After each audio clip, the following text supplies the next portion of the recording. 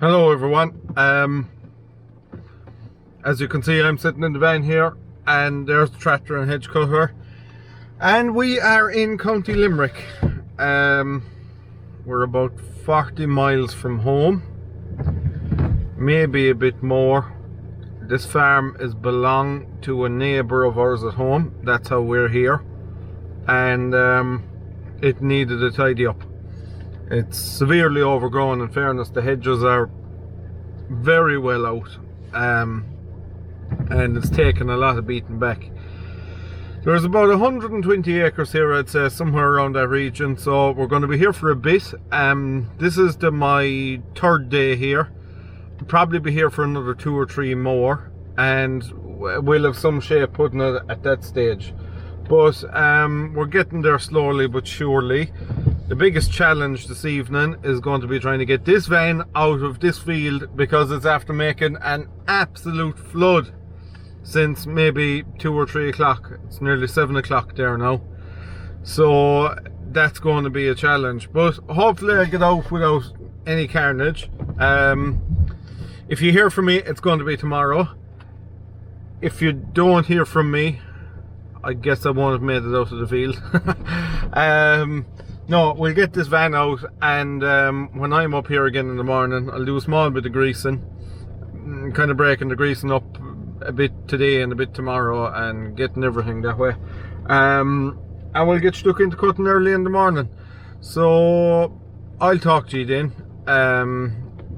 I'll stick the camera up somewhere in the tractor so you can see a bit of what's going on, a bit of how heavy the stuff we're cutting is, and we'll take it from there. So that's my update now. You can see where we're at, and we'll go into detail about it tomorrow. Hello everyone. As you can see, we're here the following morning. It's made an awful lot of rain last night. As you can see, it's even washed the tyres in the tractor. So I don't know what the way ground conditions will be, but the land is fairly good here. I leaves her pumping away for a few minutes in the morning. She doesn't like cold mornings, and I don't think anybody does. But we can go way down to where we were working yesterday, and we'll see what way conditions are there. It's a nice enough morning, in fairness. It's supposed to be dry for the day. The only problem with that is the sun can be fairly blinding, and it's not ideal. But anyway, we'll go on our way down there, and we'll make an impression and then make a start, and we'll see what conditions are like. So there's a bit of manoeuvring to get down there, and I'll give you a bit of an update there again when I'm down there, and we'll see what it's like. So yeah, that's it for now anyway, and I'll give you a shout shortly. As you can see, we're cutting away. It's fairly overgrown. I suppose our main objective is to push it in as much as possible and make as many workable acres out of it as we can, because they're just savagely overgrown and they're coming out a massive distance into the field.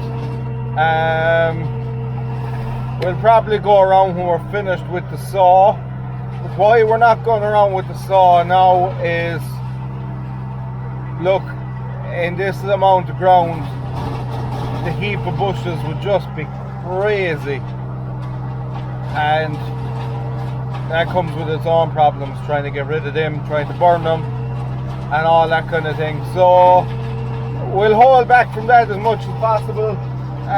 Basically, like, just trying to get mowers into the ditch closer, I suppose, is what we're at. And like, you're going to have big bits jutting out here and there, and I'll just saw it in bits, and we'll get it fairly straight and fairly square and make a more workable amount of ground. I think there's 16 fields here, so it's adding up to a sizable amount of land has been overtaken by them, and we'll just get in as good a shape as we can.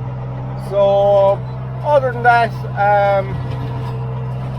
it'll be kind of, our last video would have been 2 weeks old at this stage.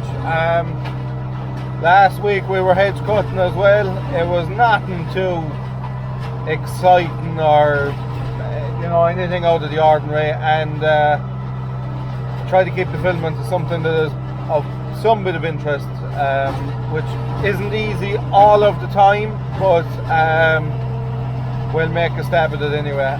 Kind of it. Hasn't been anything too exciting happened here. I broke 2 flails. That's probably the most major event we had, and they're actually the first 2 of the competition flails that I've broken. They're fairly tough. They seem to take a good old hammering, and they're good enough to cut. So all in all, I don't think I'll go back to T flails. I'd say I'll stick with the competition flails for whenever I need to change flails again. So anyway, I might talk to you there again when I'm going around with the saw, because it's reasonably safe what I'll be doing, and I won't need the concentration I would normally need with the saw. So I might stick the camera where it is there now and do a bit of talking when the saw is going. So that's it there now, and we'll talk. As you can see, we're sawing away today. Today will probably be my last day here. I could give another few days, but just jobs are kind of piling up at home, and there's a bit of urgency to get some of them done. So I'll be heading down home this evening. He also wants to graze a couple of fields here that have an awful lot of grass in them. So I'll probably be coming up here for another few days before the end of the season, the hedge cutting season, or it might be into the next one. But anyway, as you can see, we're using the saw today, just kind of tidying up anything that was sticking out a substantial amount that I couldn't get with the flail head. And we're not, I mean, this is my 4th field now in an hour and a half, so I should get everything that was flailed done, and we will be motoring away home then after that, which will take us probably an hour and 20 that way, maybe hour and 10, hour and 20. Is all that'll probably take us with the tractor, so it's not an awful journey really. You kind of just feel you're farther away than you actually are because you're in another county. So other than that, it's working away the finest. No massive branches to saw, not cutting down trees or anything like that, so it's relatively easy to manage. I hope the picture is fairly good, because little bits on the window there might be affecting that, but hopefully it works out nicely. So I will work away at this, and like I say, it shouldn't take me an awful amount of time to get the whole place done, because like as you can see right there, I'm able to skip lots of it, as there's nothing really substantial needs to be cut in them areas. But for next week, we'll probably have a lot more of this to do. Not a whole pile of sawing to do next week. It'll probably all be with the flail head. What we've done is, I was driving up here all the week myself, but we came up there this morning with the Jeep, the 2 of us, and we were able to put well, it's not a Jeep, it's a pickup, a crew cab, I suppose is the correct term for it. And we put the saw into the back of the crew cab, and then in turn I was able to lift the flail head into the back of the crew cab, and he was able to shoot away down home with that. So that worked out fairly handy. It's very fast to change over. It'll only take you a couple of minutes to change from the flail to the saw. and vice versa.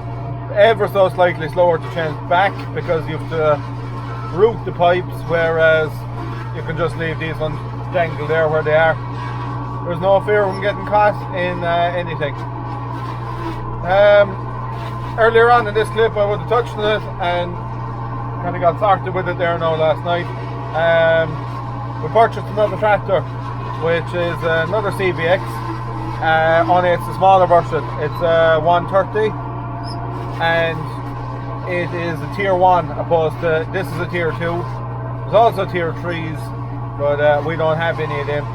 So the tractor would be more steyr than this one. It'll have steyr dash and bits and pieces, different type injector pump, just small changes.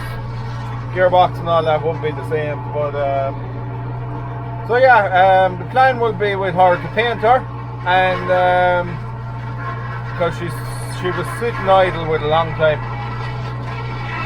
and she was sitting outside, so she's fairly faded and the paintwork is in poor condition. So we'll be painting this, probably be a good few videos about that and tidying her up and sprucing her up. She's in the shed at home there at the moment, but we bought her as a non-driving. The tractor wouldn't move. Yeah, the tractor wouldn't move. It was sitting idle with an awful long time. Up in 10 years I'd say it was sitting idle. So the previous owner, he just kind of wanted to get on with his life, I suppose, really, and move it on. It was advertised online there, and we went up to see it, and it was kind of a gamble really to know whether we get it going handy or not. But luckily it was actually a very small problem, short in the wiring, and she's running away there now perfectly. Now she does need a few bits and pieces, but nothing massive, just a general tidy up. So that'll keep us busy over the winter months. We won't need the tractor until spring, summer, so we're no massive panic to get it going, which is handy. You can take your time and research into things, and you don't have to go off spending colossal amounts of money on parts that you mightn't even need. So it worked out very well, it worked in our favour. It's kind of the second time that's happened now, so would we be so lucky again? That is hard to say. You never know with these kind of things whether it's going to work in your favour or not, but anyway, that's the way it worked out for us, and we're fairly happy. Tractor is in very good condition. It's very small hours, but like I said, just been parked up for years, probably done it no massive amount of favours. So anyway, I don't think I've anything else to fill you in on.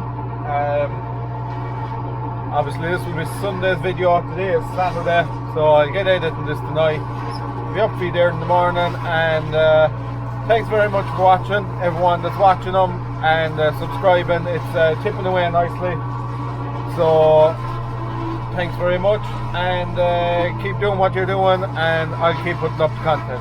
So we'll see you later.